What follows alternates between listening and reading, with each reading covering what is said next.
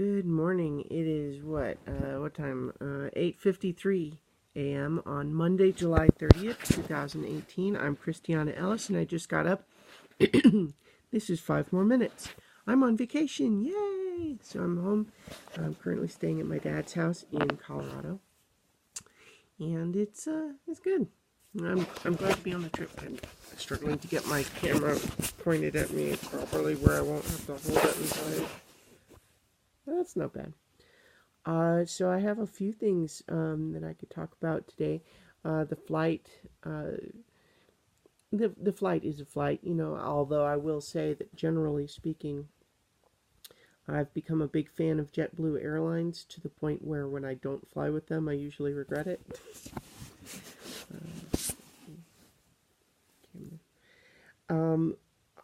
But one thing that's kind of a brighter note is that on the flight, I played a bunch of Octopath Traveler for the Nintendo Switch, and really, really like it. I mean, I'd played a few hours on when it was home on the TV, and then I played some, on the plane with just the portable version.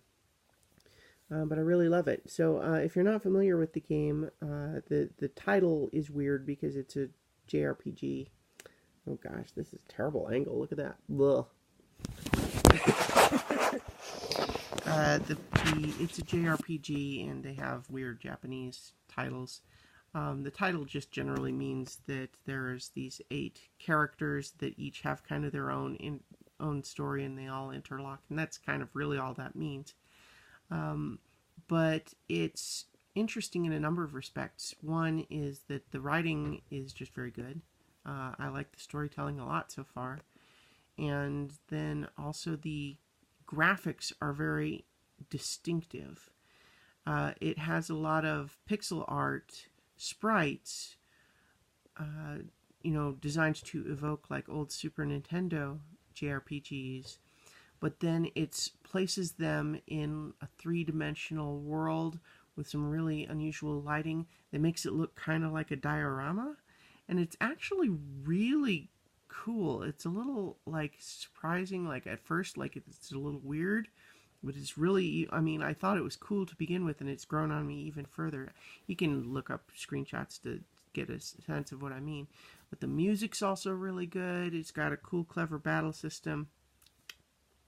Top notch. I like it. So definitely, I'm maybe 6 hours into it now, so not too far, but really digging it. I really recommend it. I believe it's only on Nintendo Switch, but yeah, so I like it a lot.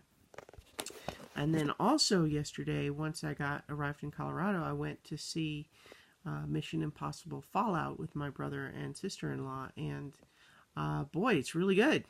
I'm a fan of that franchise, and I think it might be my favorite of the series.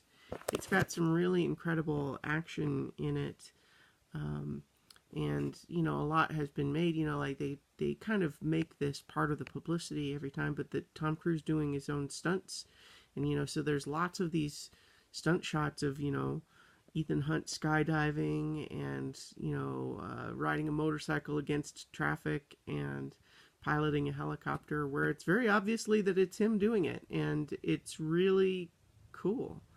And if you've ever wanted to say bad guy is in a helicopter and you're in a different helicopter, but you need something he's got, what do you do about that? Well, this movie answers that question.